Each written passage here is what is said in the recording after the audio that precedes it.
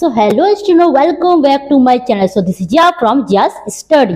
So today we have a topic percentage का tricks दे कर निकालना है. मैं मतलब आपको ये बोलना चाह रही हूँ कि जो परसेंटेज का कुछ क्वेश्चंस है इसको हम ट्रिक्स में इन शॉर्ट टाइम हम कैसे करेंगे, और परसेंटेज का हमने अच्छा खासा चैप्टर कंप्लीट कर रखा है. There we have done in detail, right. तो यहाँ आपका होगा ट्रिक्स कैसे यूज किया जाए और कौन से केस में हम इस ट्रिक को अप्लाई कर सकेंगे. ठीक है, सो स्टार्ट करते हैं with the very first question और बहुत ज्यादा आपको मजा आने वाला है. ठीक है, तो फर्स्ट क्वेश्चन क्या है? 30% ऑफ 70. 30% ऑफ 70 क्या बोल रहे हैं? इसका मीनिंग क्या आपको 30% निकालना है 70 का.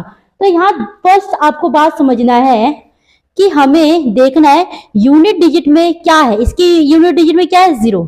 इसकी यूनिट डिजिट में क्या है? 0. मतलब इसके वंस वैल्यू में वंस डिजिट में क्या है?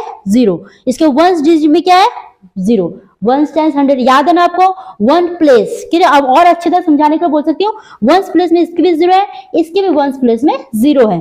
अब इसको डिटेल में करेंगे और हम कर चुके हैं. यहाँ डिटेल में नहीं, हम ट्रिक की बात कर लेते हैं. अगर यहाँ 0 इस 0 को कैंसिल कर देना है, दोनों साइड के 0 को आपस में कैंसिल कर देना है. ठीक है, और बचे हुए जो नंबर है दैट इज 3 और 7, इन दोनों को मल्टीप्लाई करो. 3 7 जा 21. इतनी बात क्लियर है?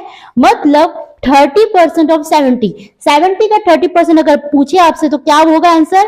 Answer will be 21. Clear. Now coming over second question. Second question क्या बोले? 70% ऑफ 80. 70% ऑफ 80 हमें निकालना क्या है? 80 का 70%. हिंदी में क्या लिखेंगे?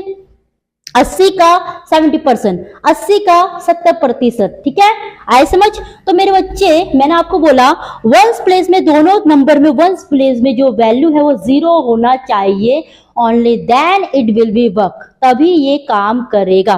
तो इसके वंस में है 0, इसके वंस में भी 0. Now remaining is 7 and 8. इन दोनों को आपस में क्या करना है? मल्टीप्लाई कर देना. तो यहाँ मैं यहाँ लिख दूं तो आप कंफ्यूज हो जाएगा. 7 मल्टीप्लाई 3, तो यहाँ होगा 7 multiply 8. What will be the answer? Answer आपका होगा 56. तो दिस इज द 56. क्लियर? कोई डाउट नहीं ना? तो coming over next question.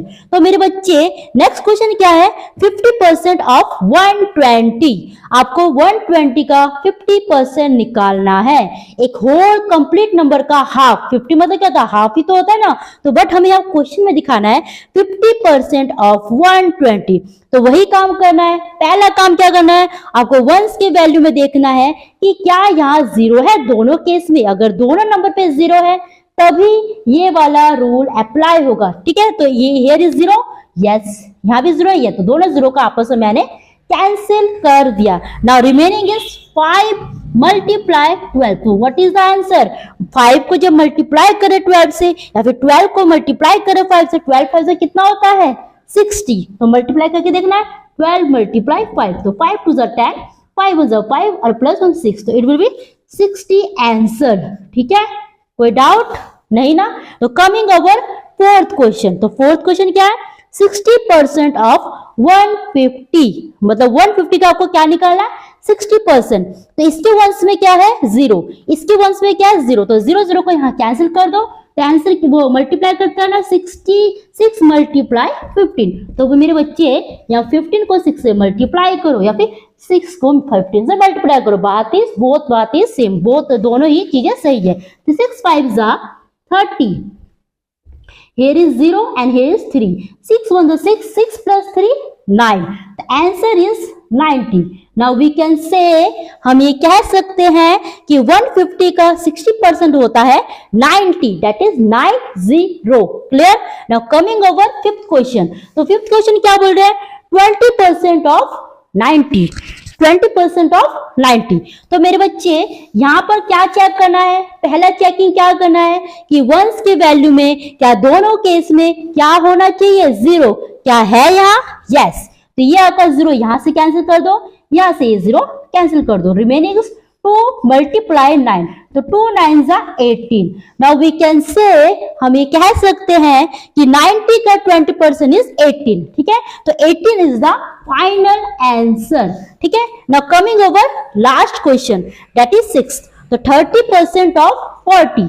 30% of 40। तो 30% ऑफ 40 पता लगाने के लिए हमें क्या करना है, वही रूल अप्लाई करना है कि दैट दोनों केस में वंस के वैल्यू में क्या होना चाहिए, 0 होना चाहिए। तो क्या है, 0 है, यस। यहाँ भी 0 है, यस। तो क्या क्या रह गया, 3 मल्टीप्लाई 4, तो 3 4 12, 12 इज द फाइनल आंसर। आपको इसमें कुछ करना था, कुछ भी नहीं, ये बहुत ज्यादा इजी था। आपको दोनों साइड में चेक करना है कि वंस की वैल्यू में 0 है तो आपस में कटिंग कर दो, बाकी को आपस में मल्टीप्लाई करो। तो 3 4 12। तो ये बहुत ज्यादा सिंपल ट्रिक था जो आपको इन ए शॉर्ट टाइम मैनेजमेंट करने में ऐसे क्वेश्चंस बड़े हेल्प करते हैं, ऐसे ट्रिक्स बहुत हेल्प करते हैं। या आपको एमसीक्यू लाइक क्वेश्चंस होता है, 4th क्वेश्चंस होता है वो ABC, उस टाइम में आप डिटेल में ना जाके इस तरीके से शॉर्ट ट्रिक अप्लाई करेंगे।